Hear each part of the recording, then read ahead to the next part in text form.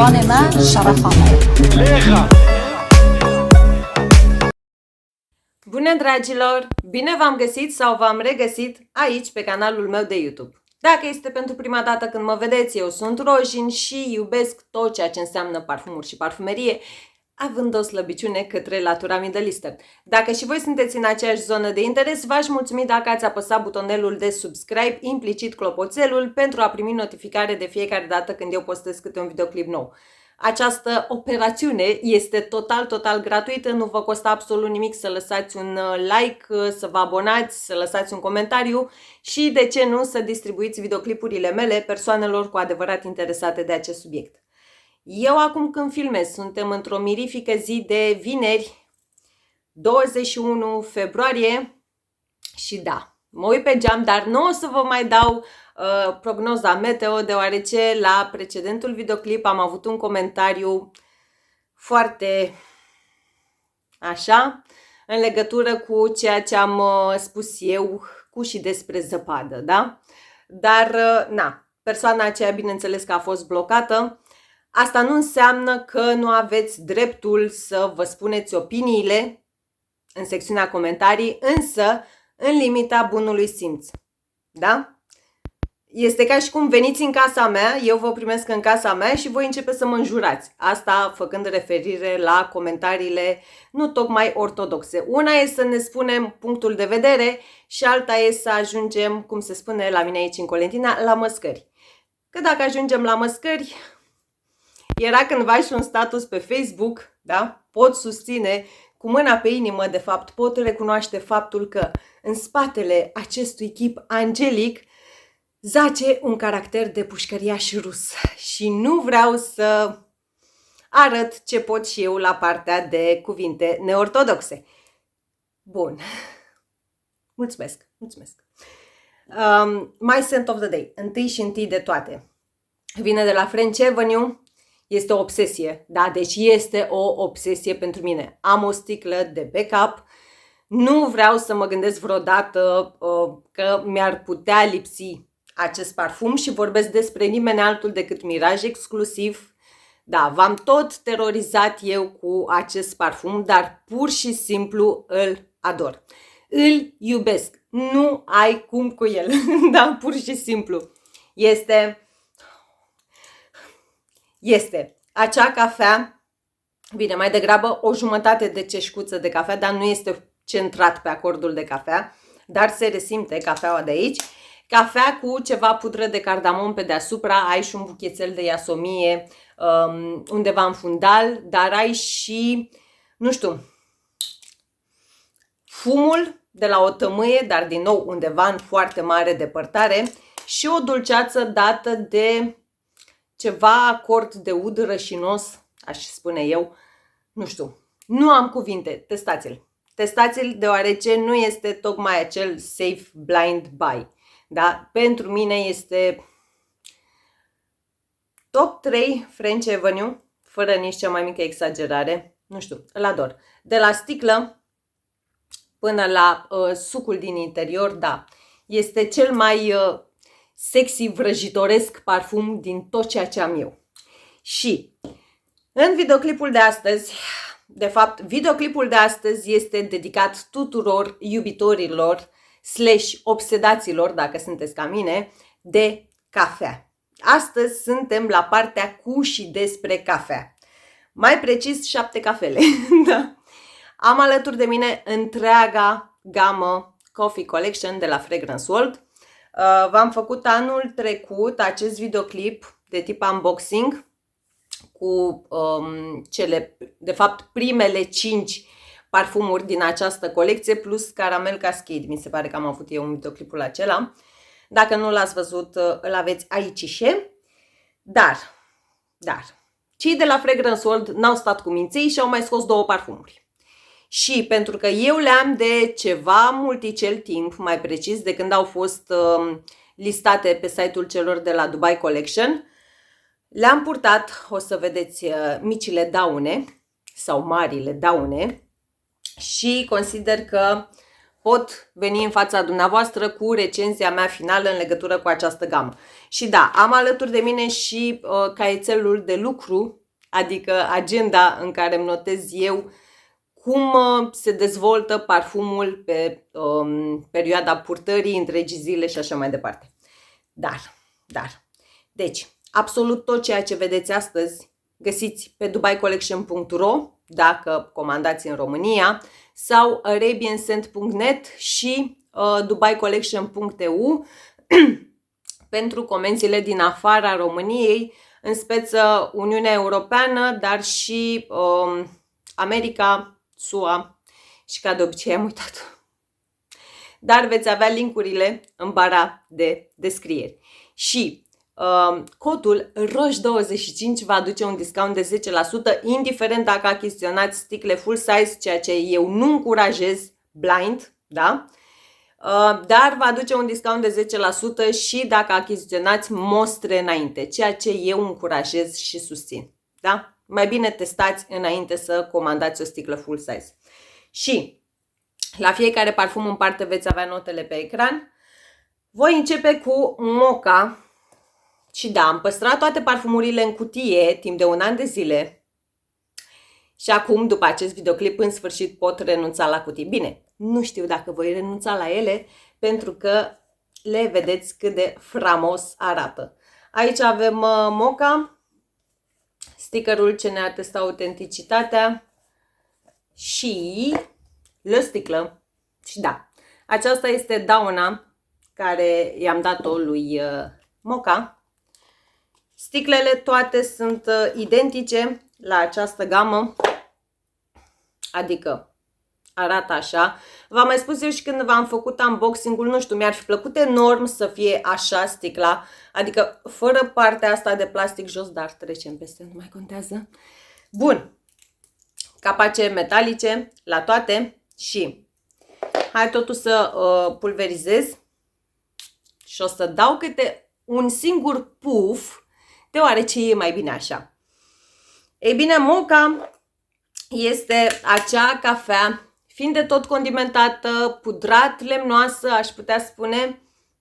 Are pe undeva prin fundal un subton de cacao îndulcită / ciocolată neagră, da? Pe mine în zona aceea mă duce.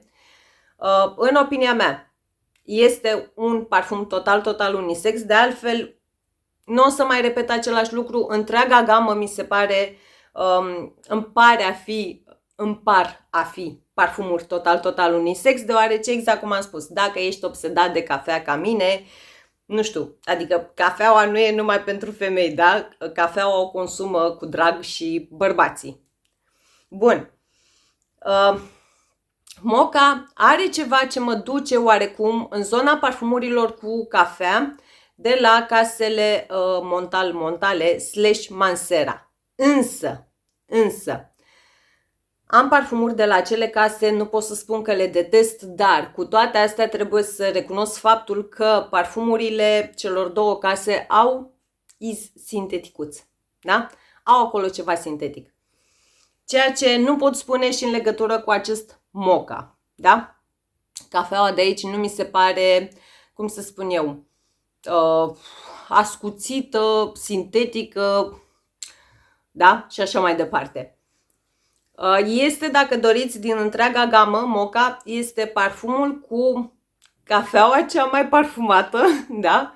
Adică ai cafea aici, se resimte cu siguranță, însă, cum să spun eu, ai și partea aceea, fiind de tot spicy, și ai undeva în fundal și o fină adiere de trandafir.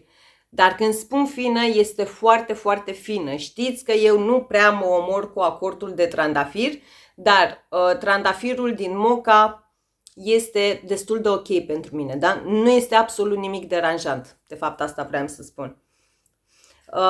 Către dry down se îndulcește, am notat eu aici, însă nu este o dulceață copleșitoare, ci mai degrabă genul acela de cafea ambrată, mai bine spus floral ambrată, da? Datorită acordului de trandafir.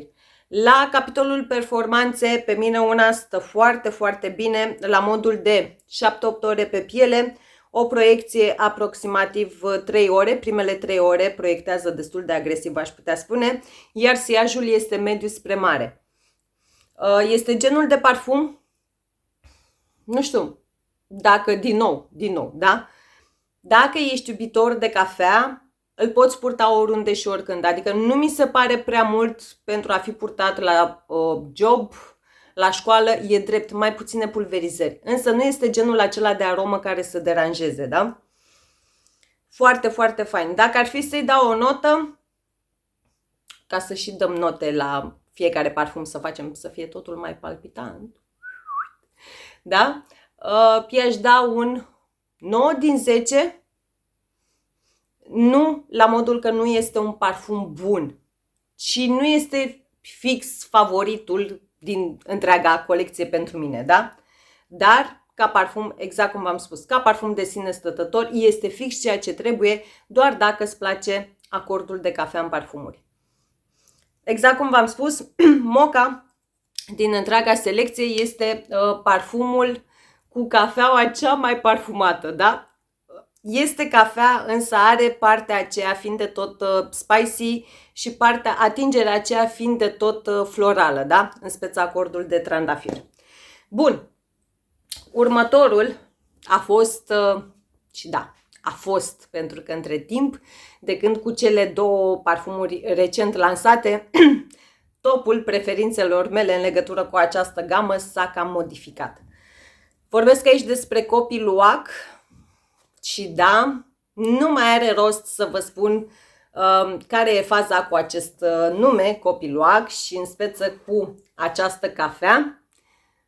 Din nou, și din el am băut cam atât. Căutați dumneavoastră pe Google, ca să nu mă întind eu foarte mult cu videoclipul, ce este cafeaua Copy Luwak, da? Cea mai scumpă cafea din lume. Bun, hai să vedem. Am luat două blotere. Ca să vă spun scurt pe doi, cafeaua Copy Luwak are legătură cu acele animăluțe, în speță civete, dacă zic eu bine. Doamne Dumnezeule! Cafeaua aceasta, dacă știți care este semnificația cafelei, adică nu care este semnificația, dacă știți ceea ce înseamnă cafeaua Copy Luwak, e bine, Copy Luwak de la Fragrance World nu are iz animalic. Da? Dacă vă așteptați la lucrul acesta, ei bine, nu sub nicio formă. Ai aici cafea proaspăt măcinată, da? Prăjită, aș putea spune. Și ai aici ceva, o să sune dubioșel, însă este un fin de tot subton, undeva în foarte mare depărtare, da? Undeva în fundal. Are un fin de tot subton care mă duce cu gândul către cireșe, da? Chestie care la prima impresie, la prima pulverizare, la prima pulverizare, în speță primele impresii, nu am resimțit-o. E bine, după ce s-a așezat, da, pot resimți, nu știu, este și ceva dulceag ambrat, rășinos, aș putea spune, poate un acord de ud, dar din nou nimic de speriat, nimic ieșit din comun, nimic animalic sub nicio formă. Dar are și izul acela de paciuli pământiu, da? Îi conferă profunzime, dacă doriți, îi conferă acea parte mai fiind de tot întunecată, însă, per ansamblu, nu este acea aromă de speriat. Nu am idee, nu am gustat, nu știu cum este cafeaua Copy Luwak, însă, din nou, parfumul Copy Luwak de la Fragrance World are și el cafea, însă este o cafea mult mai domolită de data aceasta, chiar și dacă ar fi să-l compar cu Mocha, cu primul despre care v-am vorbit, acordul de cafea din Copy Luwak mi se pare mult mai temperat, da? Ai aici, către dry down-ul final, se resimte un iz de mosc, dar nu este moscul acela de tip balsam de rufe, nu este moscul acela pufos dulceag, preferatul meu. ci o să sune dubioșel, este izul acela de mosc semi-dirty, cum ar spune românul, da?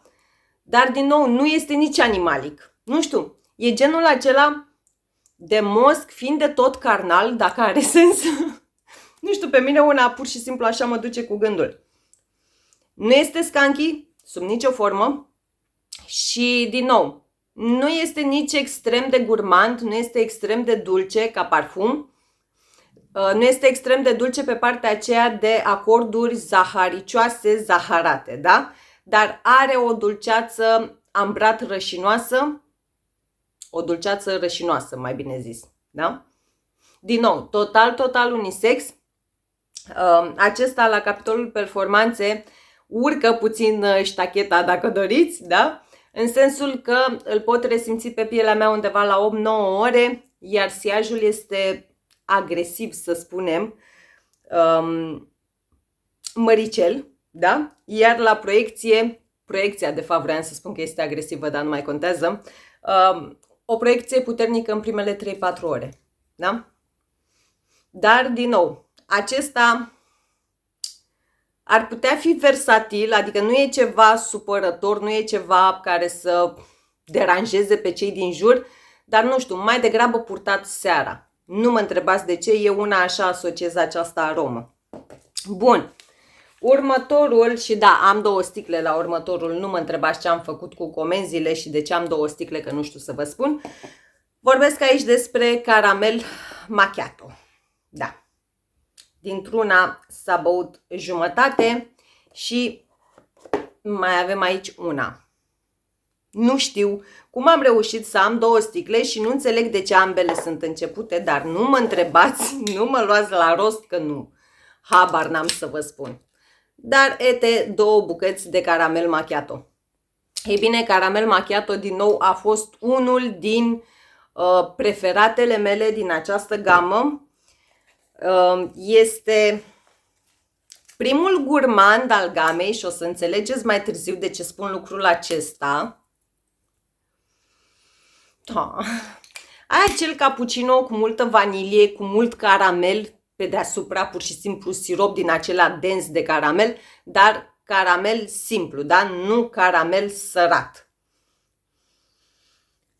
Mai ai aici și ceva ce te duce cu gândul către fructe confiate și când spun fructe confiate, încercați să vizualizați ceva prune și curmale, dar nu mergeți cu gândul către Hamra de la Latafa sau Hamra Kawa. Am și Hamra de la Latafa, am și Hamra Kawa, însă pentru mine, da, din nou, strict pentru mine, pentru percepția mea, pentru simțurile mele, pentru felul în care descos eu un parfum, caramel macchiato nu este acel parfum inspirat de Hamra sau inspirat de Hamra Kawa. Mai degrabă Hamra Kawa, da? Că știu că analogiile au fost făcute în legătură cu flankerul de Hamra.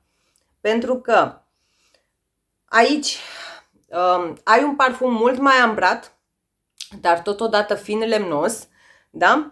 Și mi-am notat eu aici că nu îl duc în zona Hamra, deoarece avem mult caramel în comparație cu acel parfum, da? Deci, de exemplu, în Hamra Kawa eu nu percep acordul de caramel.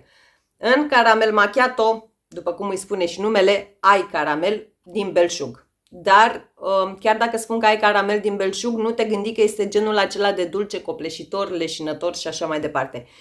Din nou, în percepția mea, pentru că dacă sunteți fani sau fane parfumuri blue, fresh și așa mai departe, o să vi se pară prea mult acest caramel macchiato. Dacă sunteți și în zona parfumurilor gurmande sau în zona parfumurilor dulci, nu o să vi se pară nimic prea mult aici, da?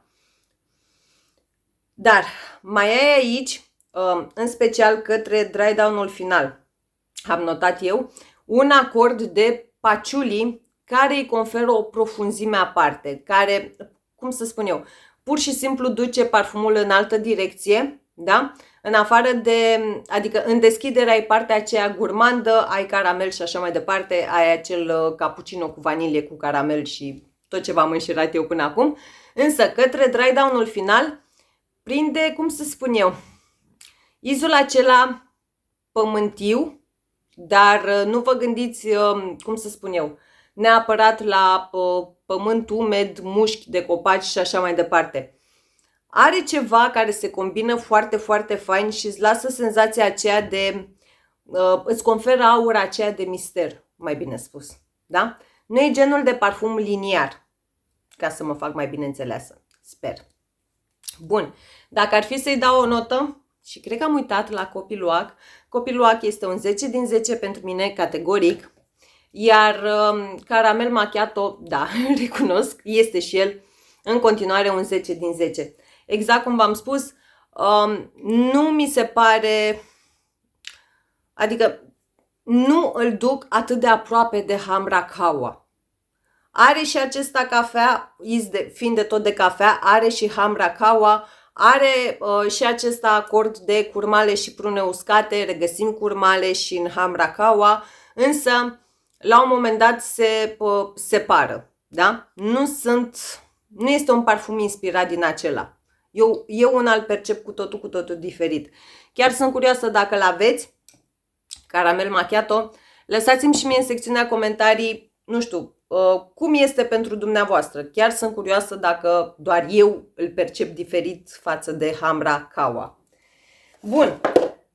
Și am aici un parfum care în continuare, da, chiar și în momentul de față, cu cele două noi lansări, este locul întâi pentru mine din întreaga gamă. Da? Și vorbesc aici despre Kawa. Da. Kawa care, ce avem noi aici? Ce avem noi aici? Precum în BD, cardamom. Da? Și știți obsesia mea în legătură cu cardamomul. Și da, lichidul este verde.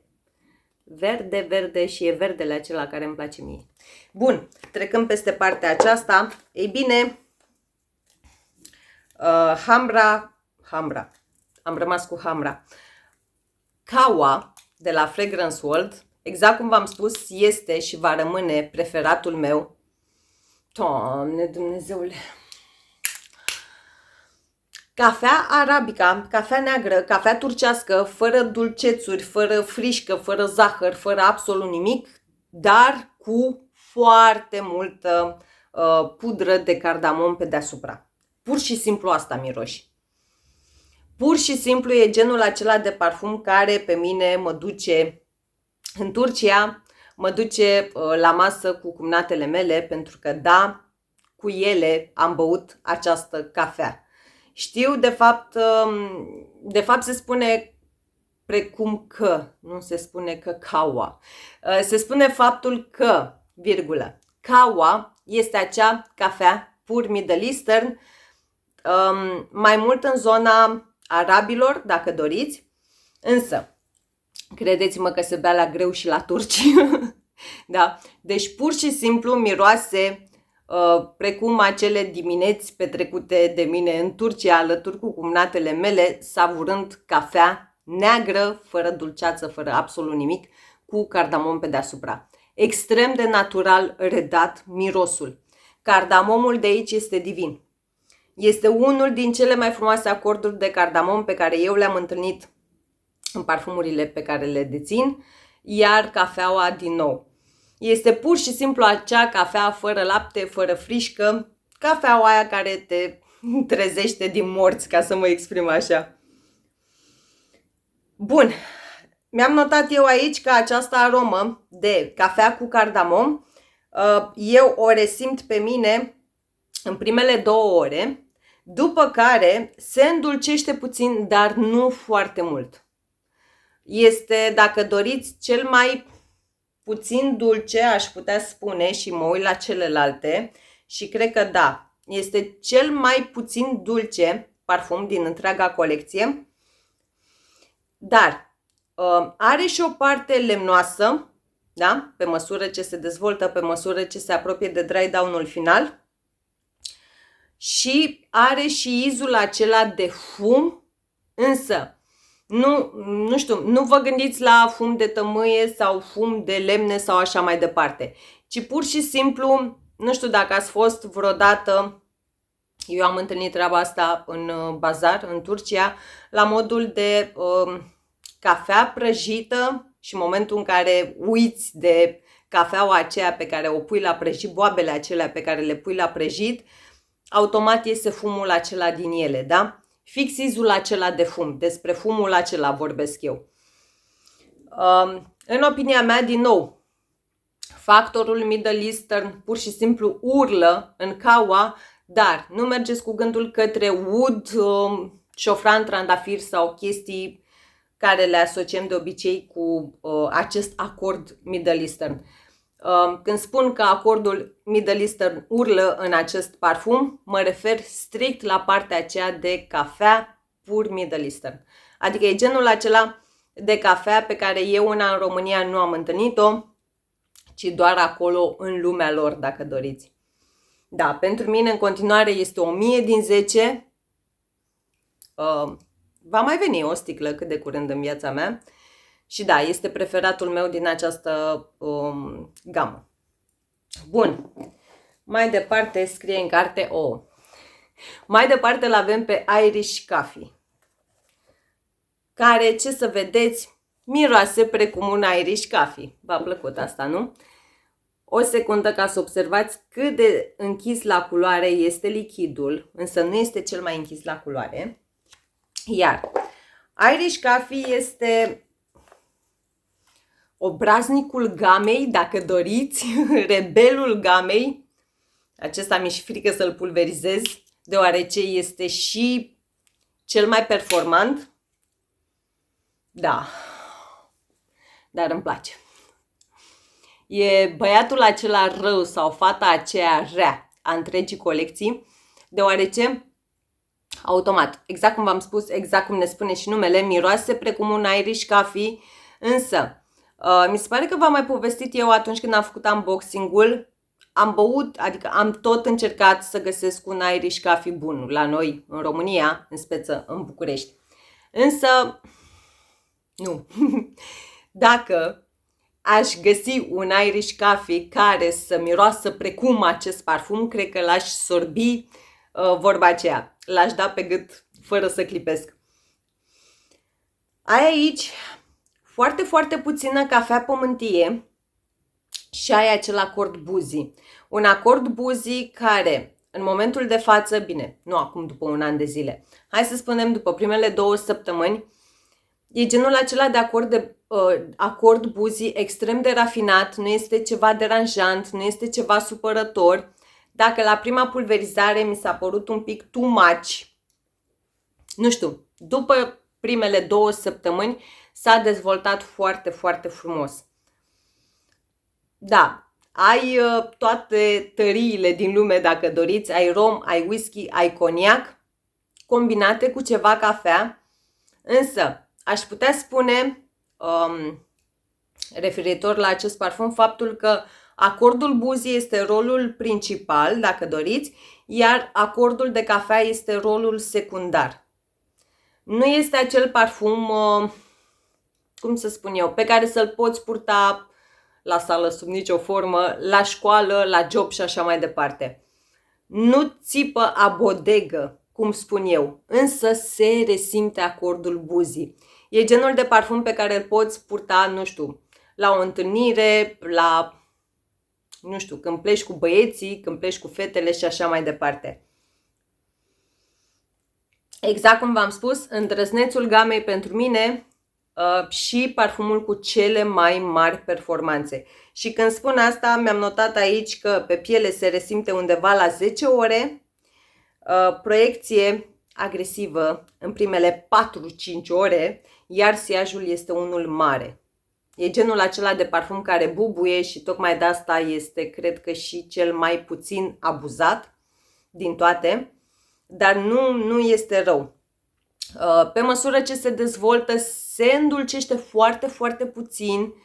E ceva ce mă poate duce cu gândul către patchouli, o vanilie rășinoasă de data aceasta, dar exact cum v-am spus, partea aceasta, acordul acesta Boozy, rămâne de la prima pulverizare până aproape de dry down-ul final. E drept, se mai temperează, adică pe măsură ce evoluează parfumul, se temperează și izul Boozy.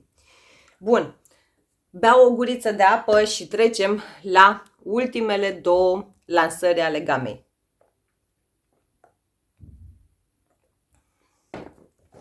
Și voi începe cu parfumul care are altfel cutia, da?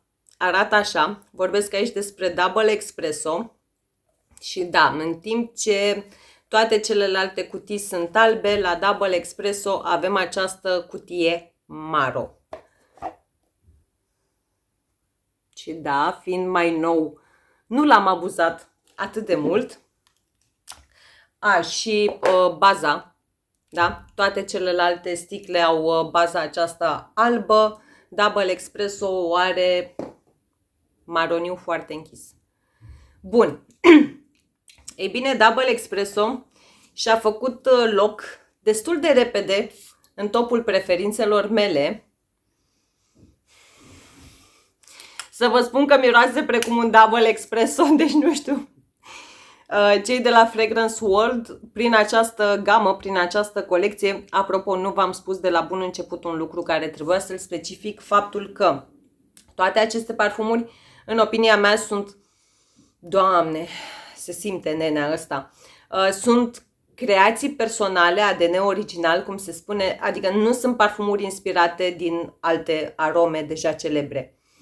Ei bine, exact cum v-am spus, Double Espresso miroase precum ne spune numele și am spus faptul că pentru mine a intrat foarte, foarte ușor în top 3 în ceea ce privește această colecție, deoarece, să nu râdeți de mine, dar pur și simplu aroma acestui parfum pentru mine e genul acela de parfum de stare, dacă doriți, la modul că atunci când sunt acasă și vreau să mă relaxez, să-mi pun o mască pe față sau să mă uit la televizor sau pur și simplu să plenevesc în pat cu ochii pe tavan, îmi place să port acest parfum. Nu mă întrebați de ce.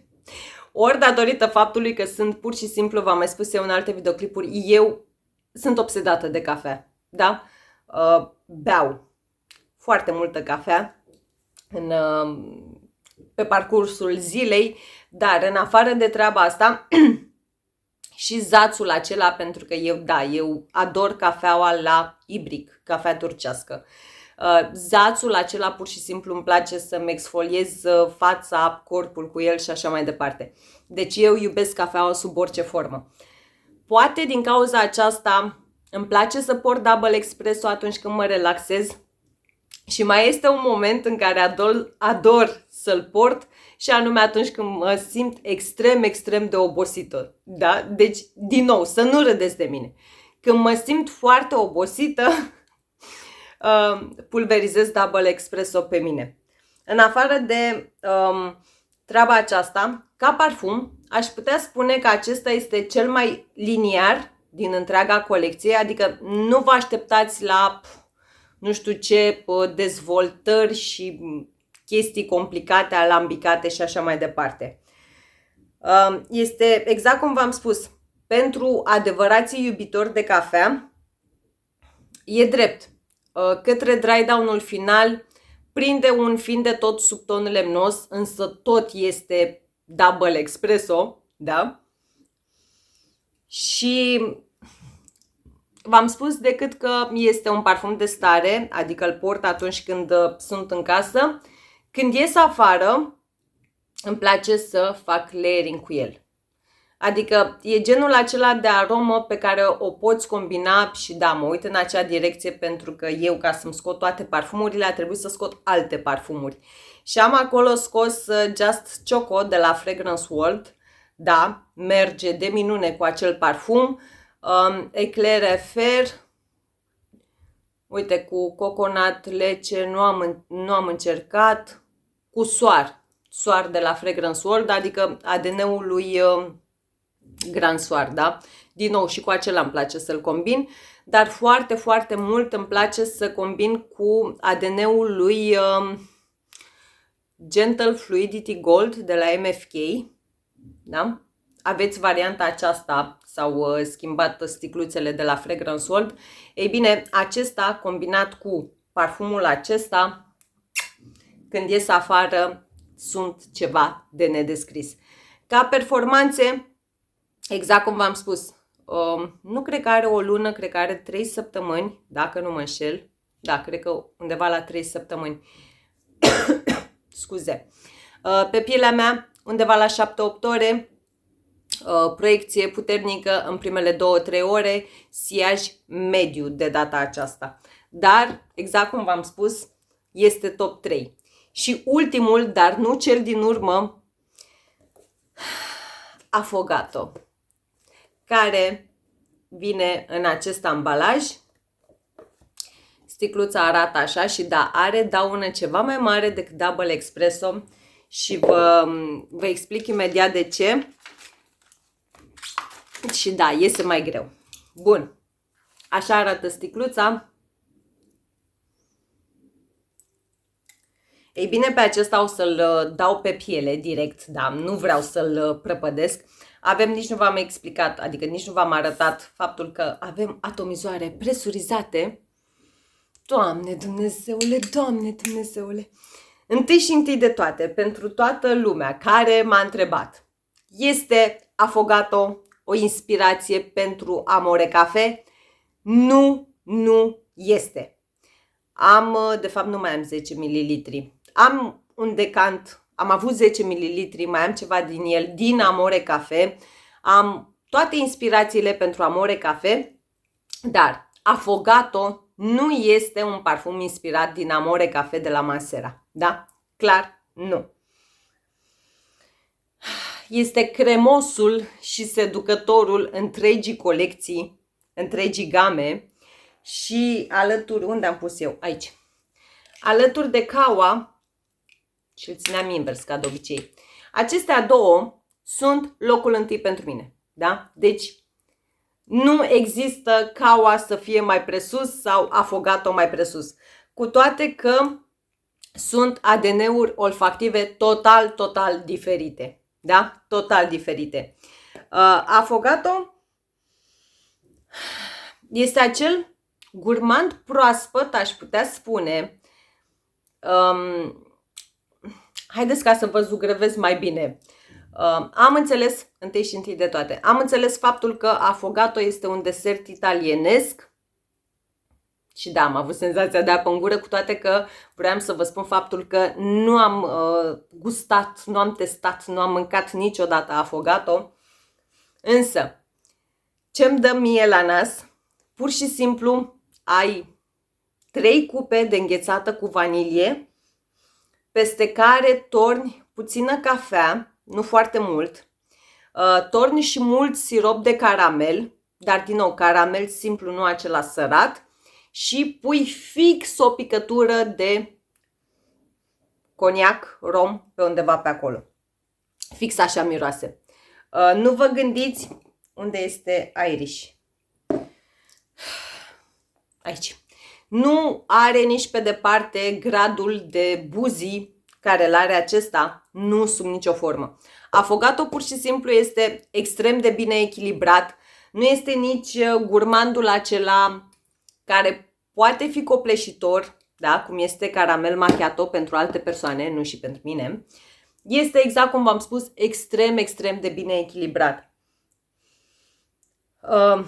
Are o dulceață ambrată, iar acordul de vanilie de aici, pur și simplu, adică nu știu cum au făcut, nu știu cum au creat acest parfum, deoarece nu mă duce, adică nu mi-aduce în fața ochilor nici acea cremă de vanilie, tartă cu vanilie, nici absolut nimic.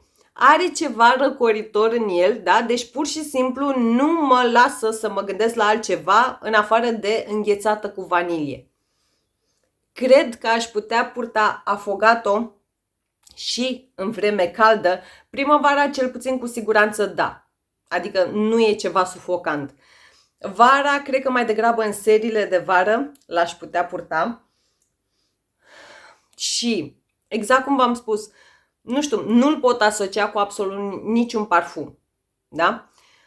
Dacă doriți, aș putea spune că partea aceasta de vanilie din Affogato, dar strict acordul de vanilie, este un văr de al 4-lea grad cu vanilia din ADN-ul lui Bianco Latte, dar, din nou, nu interpretați faptul că este o inspirație pentru acel ADN sau așa mai departe. Este un flanker extrem, extrem de îndepărtat, adică vanilia de aici poate un 10% mă duce cu gândul către vanilia din Bianco Latte. Mai e aici și ceva tonka, care din nou pur și simplu îi conferă partea aceea închegată, cum îmi place mie să spun. Adică, exact cum v-am spus, resimți izul acela ușor răcoritor de înghețată cu vanilie. Însă, pe măsură ce se dezvoltă, devine ușor din ce în ce mai dulceag, dar, exact cum v-am spus, nu este nimic copleșitor. Cel puțin pentru mine și pentru gusturile mele, nu. Gradul de cafea de aici mi se pare cel mai mic, da? Dintre toate celelalte surori din colecție. Affogato am senzația că are cel mai fin iz de cafea. Și ce îmi place mie să fac, dacă nu mă înșel la Curly, parcă am văzut, să le combin. Double espresso ca bază, adică aplic prima dată double espresso și Affogato după aceea. Deci pur și simplu este demență totală, cum îmi place mie să spun. Categoric 10 din 10. Și am zis că o să încerc să vă fac un top, exact cum v-am spus. Affogato și Kawa sunt locul întâi, fără doar și poate ambele, da? Deci nu pot spune care îmi place mai mult sau mai puțin. Double Espresso este locul 2, iar locul 3 pentru mine, unde l-am pus? Copiluac, da? Deci pur și simplu ele pentru mine sunt cele din întreaga colecție și da, ce bine le țin, se vede nimic. Nu știu, le ador, pur și simplu le ador. Dar exact cum v-am spus și la începutul clipului, treaba asta cu parfumuri cu aromă de cafea și așa mai departe, mi-am încurcat părul în inele, nu știu. Adică înțeleg faptul că nu toată lumea își dorește să miroasă precum cafeaua pură, da, cum este Double Espresso, însă pentru mine, în calitate de iubitoare și obsedată de tot ceea ce înseamnă cafea, nu este nimic prea mult și nu mi se pare nimic neobișnuit, dacă doriți, da? Pur și simplu, nu știu. Și ia să aplic, chiar dacă am aplicat Affogato prima dată, Doamne, nu, n-ai cum. Bun, atât pentru videoclipul de astăzi, 43 de minute, da. Iar aici și pe sistem de vlog, dar nu mai contează. Dar am avut 7 parfumuri, 7 cafele. Deci dacă ești acel obsedat sau obsedată de cafea, precum sunt eu, poți purta câte un parfum în fiecare zi a săptămânii. Da? Bun. Dacă le aveți, dacă le-ați testat, lăsați-mi și mie impresiile dumneavoastră în legătură cu ele în secțiunea comentarii. La fel, scuze, dacă ați testat ultimele lansări ale acestei colecții și cred că ei se vor opri aici, că totuși sunt 7, din nou, lăsați-mi și mie impresiile dumneavoastră în secțiunea comentarii. Nu uitați de subscribe dacă n-ați făcut-o până acum, butonelul de like și până data viitoare vă doresc zile minunate și mega, mega parfumate. V-am pupat! زبان من شرفمه